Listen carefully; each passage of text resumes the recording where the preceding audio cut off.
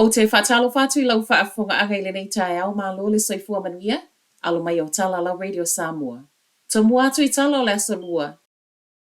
Ua whaamawai se tasi o poutu o le Pasifika I totonu o le soifua mālo loina, Sir Colin tuku I tonga, ona e le mawhaiona ngā lulu e male whai ngā mālo fōa New Zealand. Lea ua iai nei. Tasi le vaiaso tālua nā loa iona se e maile whai ngā mālo fau whaatasi le National, New Zealand First Male Act. A o lea ua whaamawai tuku I tonga mai lona tofinga whaatumasili o le te whatuora Pacific Senate. Ripotia e le talitonuina I tuku I tonga le whai ngā mālo. Ma e ailona talitonunga e le leona o lātou wa aia tangata Pasifika. E se mailona tofinga whaatumasili o lea fo ia tele isi ona tofinga whaafautua I lalo lava o whaamalumalunga le mālo. Lea ua whaamawai mai ai. O tuku I tonga o se tasi e tū mālo si e le ngata mō tangata Pasifika ai whaapea tangata Māori. Wa whaali ai fo ia tuku I tonga e le o maua sona file mu I le ai o se sui whaipule Pasifika I totonu o le whai ngā mālolo iai nei. Mai le minister soifua māloloina o ia fo le minister tangata Pasifika Dr. Shane Reti e le ngata wa ia whaafetaia tuku I tonga I lona sao ai wa ia whaamanuia fo I la asanga o lona soifua.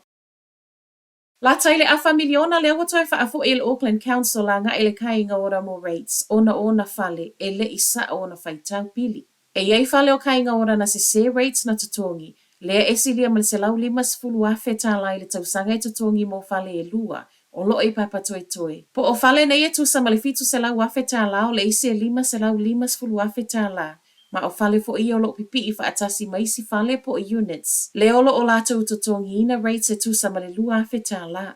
Whaamanino le Auckland Council, o se sasi na mafua ono le taimina tuua I tutonu whaamaumaunga I masini, a le o seisi mea. E le isi la fia umalawa e pūlenga e lua le sasi le nei lea na ova tutongi ai le kainga ora le silia ma le wha se lau whaas filu lua afe tā la, ma ona tupu se io o ina fesilingia. I whaamaumaunga e silia ma le tolos fulu tasi afe, whale o le malo I au kilani ma o whale umanei, e tasi lava le invoice po le pili e taua o fia umai I tutonu o le kuata e tasi. Sawi lalo le fwai numero tupu langa talavou tango fia le veipi tutonu ni sila peita ayo tamaita I Māori e le ai. Tusa ma le tolu se fulu afe whana wā onga na awaile so esu enga na whaia. Mai loa ai le to atelo whana wā onga I le vao le se fulu whanga I le se fulu lima tausanga le mātutua. E veipi tutonu o le aso, o le vai aso, po o le masina foi. Ma o le wapa ui le se fulu wono tesi wha pasene, I le tausanga le nei atusa, I le se fulu walu tesi lua pasene na iai le lua afe lua sfulu lua. Peita I le isa pa ui le fwai numero tamaita ia o Māori o le alave māwalunga, ma ua whaali ai le popole.